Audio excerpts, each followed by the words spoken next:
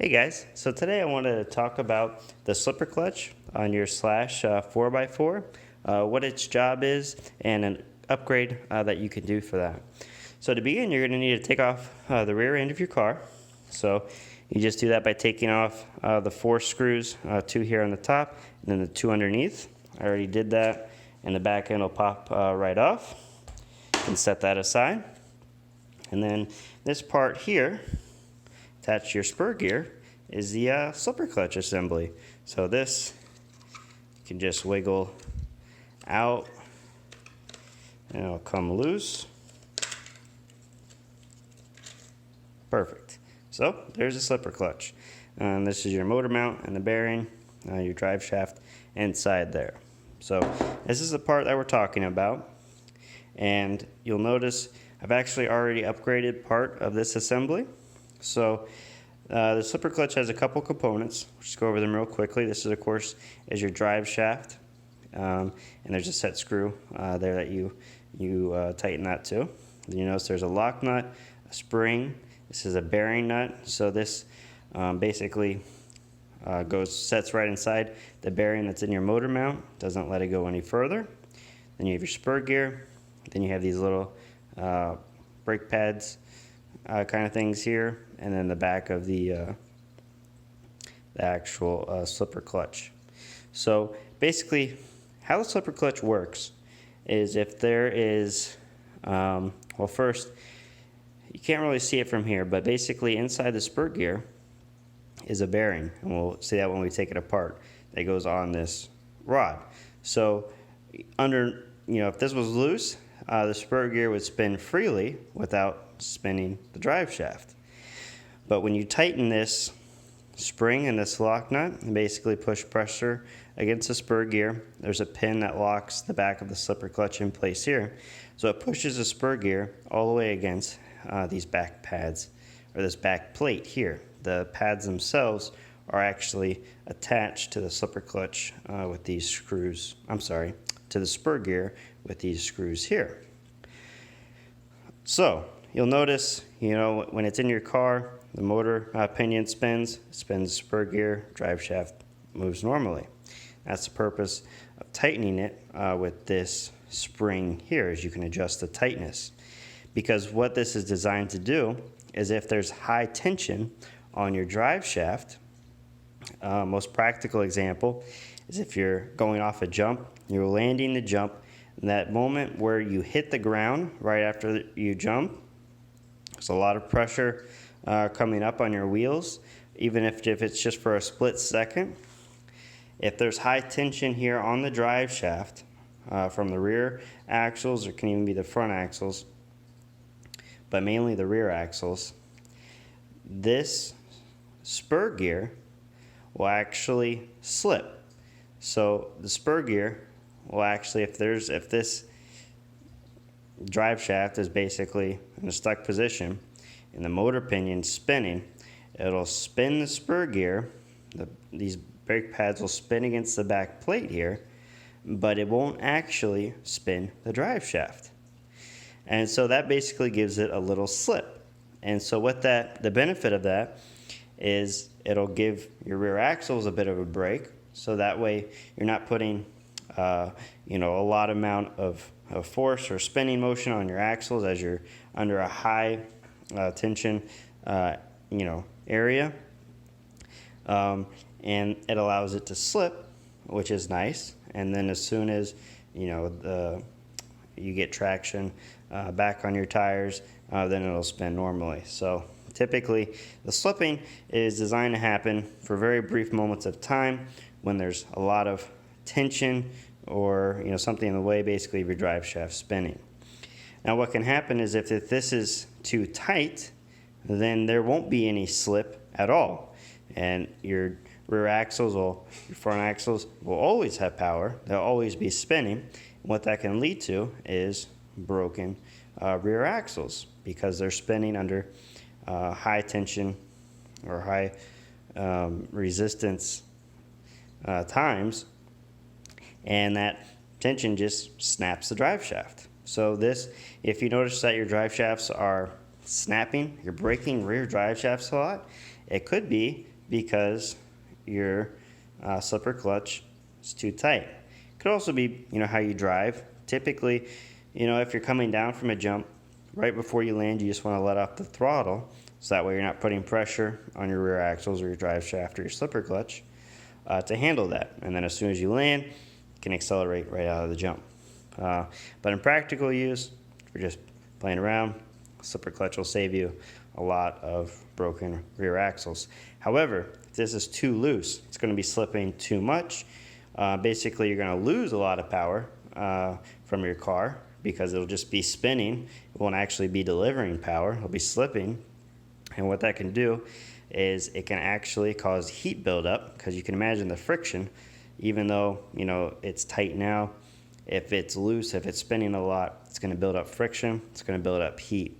That heat can damage or weaken this plastic bearing nut, can deform the bearing inside the spur, and then you'll have a busted slipper clutch. And then you'll notice that eventually you'll be hitting the throttle. You won't be getting much power to your wheels. You'll hear a lot of spinning, a lot of high pitched sounds. And I'll even post some quick pictures and videos of what happened to my slipper clutch after 3 to 4 months of it being a little bit too loose. So I kind of learned that the hard way. So this video should help you not run into that situation.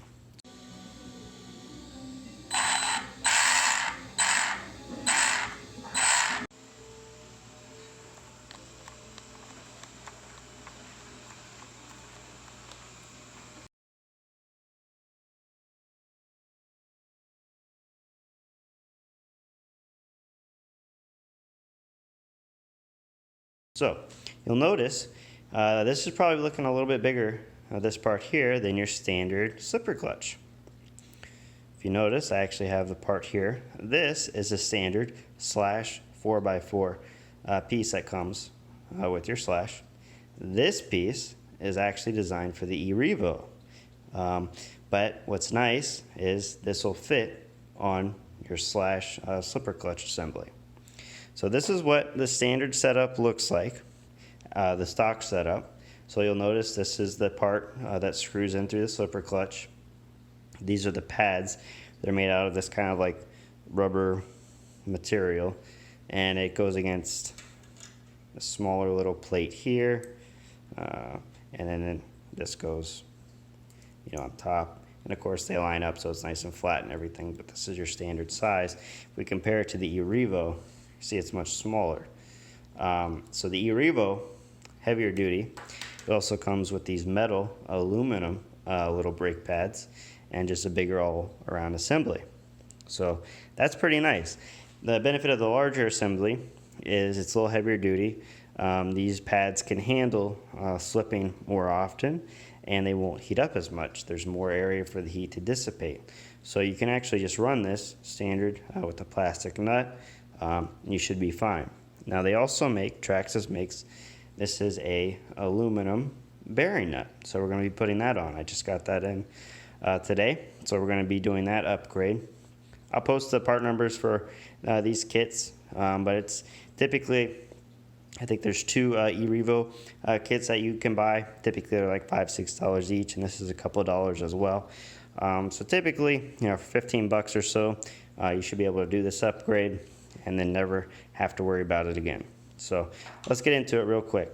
So I'm just going to take out, you have to take off your drive shaft. So I'm just going to loosen this here.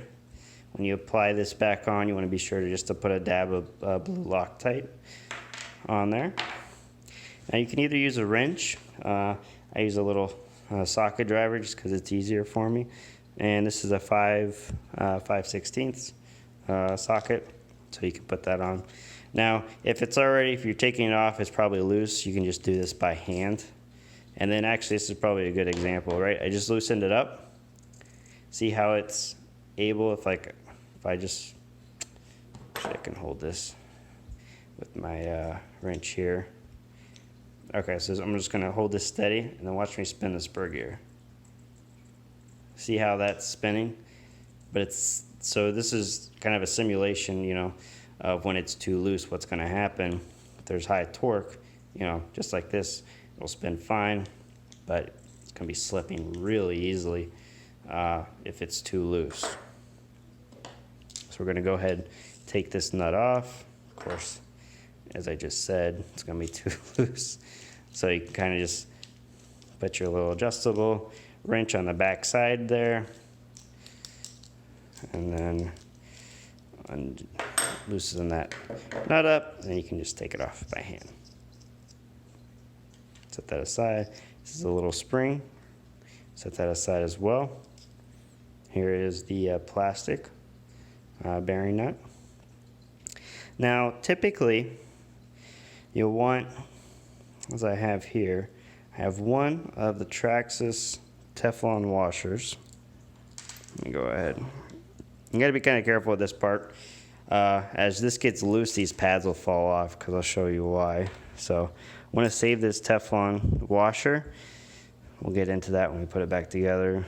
So my little bearing right there in the middle. This is an Avids Revolution bearing. This is the back. Again, this is the upgraded part. This is the size of the stock one, so much bigger. You're actually going to take off these three. These are the 2.5 millimeter size hex screws. So I'm going to go grab my 2.5 millimeter, and then we'll get those taken off. Okay, so I'm back with my 2.5 millimeter. So these come off pretty easily. You can see there, these just unscrew. So I don't really have a need to unscrew those right now, but just to kind of show you how those come off, I'm gonna make sure those get tight. So if you're doing the complete kit, you'll take that off. You'll take this part off, I'm sorry, and then you'll put the larger one back on. These are the little metal pieces that go in here. Typically there's like a flat side, and those will go against the back here. So just showing you kind of how to put it back together. Like so. They got these little pins. Kind of be careful, like if you're just handling this, because if you turn it sideways, they'll fall off. So there's a bit of a strategy to that. And then on the bar, you'll notice there's two pin adjustments here. I went ahead and moved it to the one closer here in the middle. So not the farthest one back, but the one just past it. And that larger piece, there's just a little slot for the pin that goes right in there. So when you're putting this back together, typically, and of course this is the plate. So you can kind of see this one side, how it's kind of worn. You can see where the pads have rubbed up against that. So there's little markings where that lines up to, so it fits flush right up against that. So this is the kind of tricky part. It's like you either have to go from one way or the other, but I usually keep it down like that.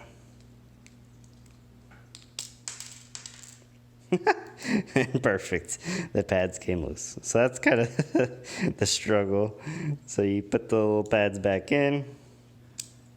Okay, here we go. So we're back in business. And if you do it this way, you can kind of just slide this top part around until it like locks into that. So there we go. Now remember, still, you're gonna have to hold these together so that those pads don't come loose. And you can kind of flip it over to this other side here. Typically, you want one of these Teflon little washers to go right up against your bearing here. Now, if your slipper is really loose, or your spur gear is loose, I'll kind of show a video what that looks like. You may need to add an additional Teflon washer. Typically, it's kind of a pain in the butt because you kind of have to put in one at a time, put it all back together, put your back in, see if it's loose. But you do want to get it, make sure it's right, where it's not too loose, there's not too much play. But also, if it's too tight, that's not good either. So when we put it back together, I'll kind of show you what I mean. Okay, just a reminder, make sure this is held tight. I didn't listen when I said that. Thought, okay, so put back on the little Teflon washer, put on the aluminum bearing net, the little cone goes down, and little spring, and the little lock nut. Let's try this one more time. So usually just tighten this on by hand, you know, spin around as much as you can. Then put my socket on, start tightening it up. Again, once it gets too tight, you'll need to typically put your adjustable screwdriver on the other side here. So you can kind of see how this part, you know, it's two flat sides, so you can kind of slide that on your adjustable wrench, pair of pliers, anything just to hold that steady. And then typically what you want to do to set the adjustment is tighten it all the way till it stops. So, sorry, my finger was in the way there. So it's pretty much tight, okay? I'd probably squeeze it a little bit more, but the spring has been all the way compressed. Nut doesn't go any farther in. This is too tight. But this is how you kind of gauge the tightness of your slipper clutch. You tighten it to full, then you back it off about half a turn or so to get started. So back it off. It's about half a turn. And you can kind of judge, you know, how the springs are spaced. You can also kind of count the threads, if I can get to focus, to know where you kind of want it to be. You'll notice there's probably, what, 1, 2, 3, 4 threads. So I know from adjusting this car, I typically want it to be about 3 threads away. So this is still a little too tight for me. So I typically go about another half turn, like so. About 1, 2, 3 threads, if I read that right, yeah. And you'll kind of see, you can kind of get a feel for it. It's a little bit of space. I can like barely get my fingernail in there. Probably loosen it just a little bit more. Maybe like a little 1/8 of a turn. All right, that's probably gonna be pretty good for me. Of course, I'll run it and find out. But typically, that's how you kind of want to adjust it. Tighten it all the way, and then back it off, starting with about 1/2 to a full turn. And so that way, it still has a bit of, you know, pressure on that spring, but you'll notice there's some leeway there as well. So it's not fully tight. I want to see, just for the heck of it, if I can turn this by hand. If I lock it, yep. See how I can kind of turn it by hand? It's a little tougher, but kind of gives you an idea. I might actually tighten it just a little bit. Nice, okay, so that's pretty tight. So it still slips, but really kind of got a crank on it there.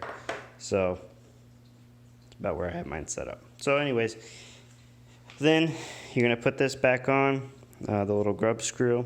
Again, touch that with a little bit of blue Loctite. For the sake of the video, I'm just gonna snug it in so we can just show what it looks like installed. So I'm just gonna tighten that, not all the way. I'm gonna take this back out and do that later.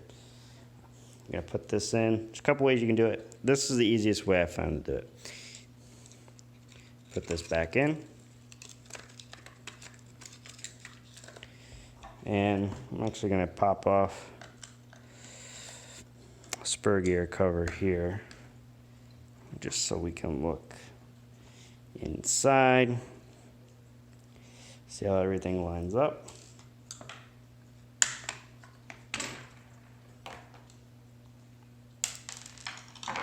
Okay, let's get a nice view for you. All right, so if you look inside there, you see that blue piece, that's the bearing mount. So this is gonna need to go get seated inside the bearing. So you gotta make sure, if you're using the Traxxas drive shaft, right, those little grooves line in. So you never really wanna force anything too hard, Just kind of get those to line up. Just turned it a little and it went in. Okay. All right, so we got it all the way in. It's almost looking possibly a little loose, but we'll find. Anyways, check that in a minute. So usually what I'll do is I'll kind of like spin this right until it's facing like upward. And if you notice on the rear end, I don't know if you're gonna be able to see inside there with this lighting, but on the rear end, if you look inside the differential, you can kind of see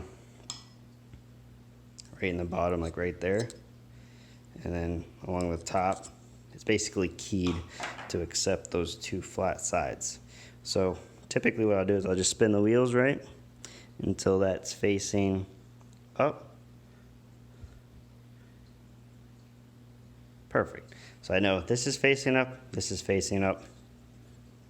Try not to move the wheels. You know what you do? You take this in, put that right in the hole there. And then, boom, okay, it actually went in perfectly this time. So it'll just snap right in. If it's not lined up, those two holes won't line up, it won't go all the way back. Don't force it. Usually I'll just kind of spin the truck a little bit, you know, spin the back wheels a little, try to wiggle it in. But if it fits, it goes right in. Now, let's see, check. Typically the best way you want to do this is either hold this really tightly or actually go ahead and put a couple of your mounting screws in. But for the sake of the video, I'm just going to kind of hold it tightly, press it firmly so I know the back end is where it needs to go. And then, this will actually be a good example then for you because I feel this is a little loose. See if you can kind of see what I'm seeing here. This. See how that moves back and forth? And you know, that's probably okay. Since I got it taken apart, I'm gonna go ahead and put one more washer in there and we're gonna check it. Alright guys, so I ended up having to shim this a couple more times just to finally, I think, get it to work. So you can kind of see I'm down to just 2 threads on the screw. Now the eRevo kit actually does come with a little bit thicker washer that I put in there, along with 2 of the little Teflon washers. So that should do it. We're going to go ahead and try to put it back in one more time and see how it works. Alright guys, so we're done. I just went ahead and tightened everything back up with the screws there on the front, or the top I should say, and then the 2 on the bottom. And so I finally got everything shimmed, lined up just nice. Let's kind of show you what we got here. So this, if I push on it, does not really move. And you can kind of see what kind of the first indication, that wasn't really working right, was that the spur gear didn't line up to where I had previously mounted the pinion gear. So now they line up perfectly. There's no play on the actual spur gear, but wasn't too tight to where it's going to bind or put any extra pressure. So as long as your screw holes line up fine, you don't have to like put the screws in at an angle or really like bend them to get it in. You're going to know it's too tight. So that way when you roll, everything should go nice and smooth. So everything's working great. We got the spur gear upgraded. So typically what I'll do after I do an adjustment like that is I'll go take it outside, just try flooring it, listening to it slip, see how it handles, see as far as the takeoffs go, if it's what I'm used to seeing, if it's good enough. I do have the upgraded MIP rear axles on here, so I'm not really going to see those breaking at all.